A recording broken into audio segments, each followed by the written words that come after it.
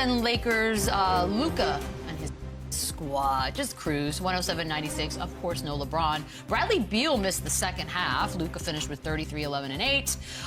They do get back into the win column. There you go. And Luka continues to look like, hey, I'm Luka. We know he is a great regular season player, but we also know the playoffs are a different thing altogether. So talk to me, Lou, about what Luka's going to look like in the playoffs. It's going to look like those highlights right there. Okay. You know, this is a guy in 50 games in playoff experience is averaging nearly a triple-double, as you can see on the screen, 39 and 8. Now, that's somebody you can go to sleep at night as their coach and know that the next morning when we're getting ready to play this basketball game, I'm going to have a guy that's going to be there. He's going to be prepared, and he's going to be ready. And you pair him up with a LeBron James, this is going to be a scary team, but he's going to be Luka. Luka's going to do Luka things, going to get guys involved. He's going to be aggressive on the offensive end, all things. Now, I will say, we're 50 games in at this point. Leave the referees alone. I want to see that maturation of his game. Leave the referees alone. No, we're like 65 games in. Yeah, because maybe, I just feel like maybe we get something better out of it, you know, because every once in a while. Oh, you're telling him to leave the referees alone? Yeah, because I want to see these averages go up a point or two. I want to see the assists go ahead and go up to 10, and the rebounds go up to about 11, and you can do that by playing every possession. I think every once in a while he takes possessions off because he's worried about fouls or worried about the refereeing. This is the time for you to be in a new uniform, new attitude. Go out there, show everybody that I am exactly who you think I am. But leave the referees alone. Don't take those particular plays off. Don't take those possessions off. And let's see where these averages can go. So I look forward to it. I'm excited. This is a guy that led the Mavs 9 months ago to the NBA Finals. So if we're talking about playoffs, I don't think we're concerned about Luka showing up in the playoffs or being impactful in the playoffs. The dude is an absolute stud. He's elite. And I think this season has showed you that the Lakers, they can win games by playing defense. It shows you how important a guy like Jackson Hayes is when you put him back in the lineup, how much more that expands Luka's game just by giving him a lob threat.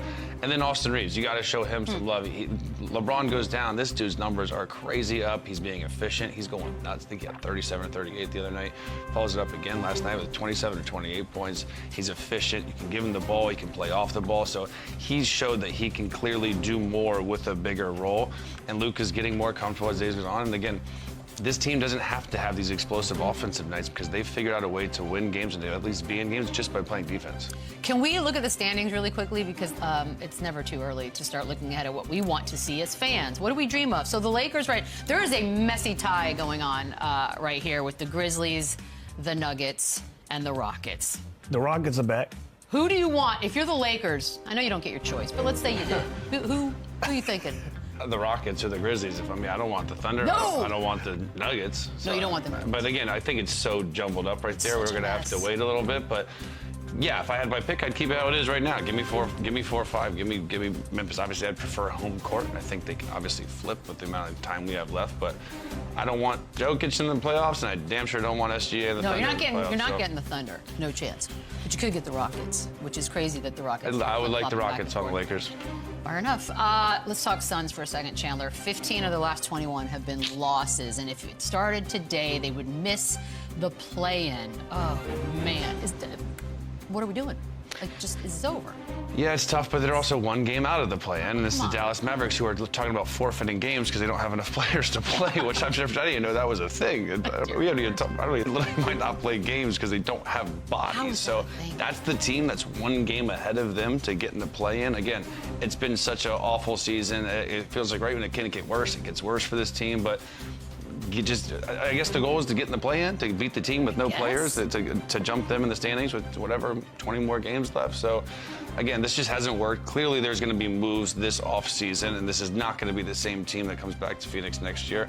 But that being said, they are one game behind the Dallas Mavericks to get in the play-in tournament, and then again, anything can happen. So I think it's one game at a time, but they don't look much better. I'm not sure if they're trying to get in the play-in. Yeah. It looks like a team that's not having a lot of fun playing together. It doesn't look like they enjoy the coaching and the direction that they're getting. It's not passing the vibe check. You know what I mean? And again, we talk about this team, so much talent, but they have their issues on the defensive end.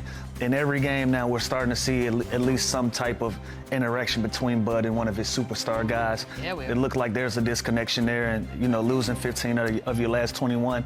I don't even know if this is a team that's even trying to get into play, and I think they're trying to wash their hands with this thing. Just be done. And start fresh. The love of God, just end it. Yeah, that's my opinion sitting here behind this desk, but I've also been on some bad teams where you really just can't get right. So it looks bad, the optics are bad.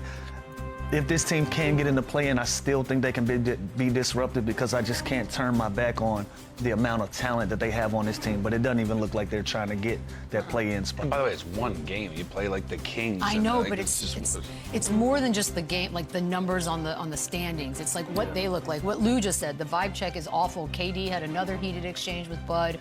We've already started the whole game of who's coming back after next season. We got the Bradley Beal quote we can get into, but KD, Booker, Bud, and Bradley Beal. Who's even coming back next season? It's going to be funny when it's just Bradley Beal, by the way, after all of this. I think it's going to be Book. We're going to finish this thing. We're going to finish it how we started. Book he's a Phoenix Sun. Does he's he a want Phoenix to finish Sun. there? That's another conversation. I think Book does a great job of keeping his cards close to his hand, and we don't really know much. We don't really hear much about his displeasures about anything. But I think when it's all said and done, Bradley Beal finds another home.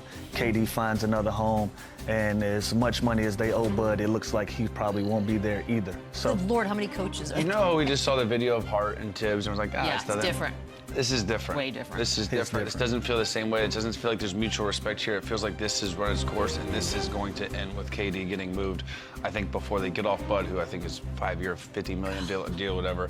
I agree with him. I think the last one to go should be Devin Booker. When you draft a guy, he's the longest. He's their guy. And I think Bradley Beal, again, with his quote this weekend, it's all dicey. It's all going to change this summer, but this just isn't working. There's too many videos. There's too many issues. There's too, you know what I mean? It's just, and they're not winning games. They don't play defense. It's just a bad situation. By the way, the Beal quote was, "I'm still playing in the NBA. I still have the best job in the world, and still have my no trade clause. So I'm smiling every day."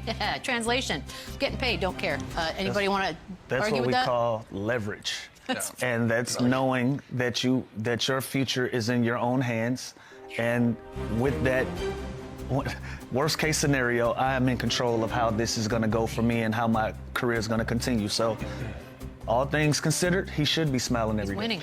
Yeah, it's like, say what you want, joke's on you, because I'm not going anywhere, and I'm making a lot of money, and I'm healthy, and you know what I mean? I'll go if I feel like it. Yeah, literally. So I think that's why those no trade clauses are so valuable. Well played. That's we'll take a quick break.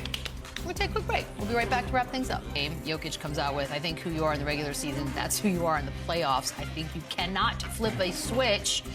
We don't want to hear that, do we, Chandler? Are you buying that? I am buying it. There's no, you have to create habits that are all season long that they don't just turn on. And I remember the Heat a couple years ago. It's like, oh, they're playoff, and they had some success. But this is a long, starting from preseason, where you develop habits and consistent roles, and that carries over into the postseason. So I agree with him. I also there's nothing to